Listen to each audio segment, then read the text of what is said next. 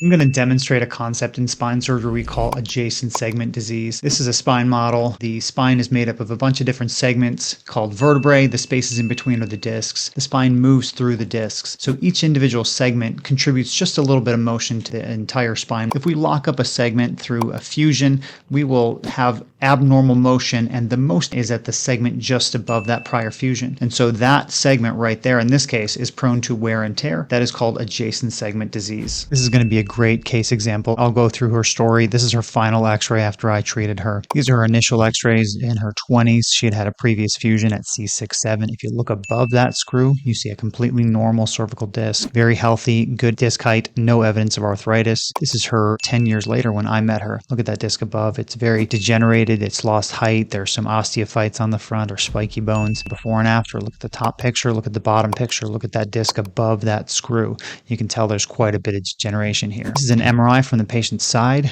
This is going to be her face. This is her brain, the spinal cord as it comes off the brain, and this is the cervical spine itself. This is her previous fusion at C6-7, and she has a huge disc bulge above that prior fusion. You can see it from the side, and if we take that picture and we turn it on its side, we can look into the spinal canal like this, and that yellow line, if you follow it down to the disc bulge, you see a large disc herniation that is compressing the spinal cord. Again, this is normal for reference. So what did we do? We didn't make the same mistake twice. I did a cervical disc replacement above that prior fusion. Here she is again flexing forward and backwards. You see she has great preservation of motion across that disc space. Here she is from the front. Dramatic improvement. We stopped that adjacent segment disease. So that level above my disc replacement is probably going to last the rest of her lifetime. It should have good preservation of motion. You're not going to see that accelerated degeneration and adjacent segment disease like she did after her fusion. So why ever fuse? There are certainly still reasons we have to fuse. For the most part, it's arthritis and deformity. In the lumbar spine, that's a very different example.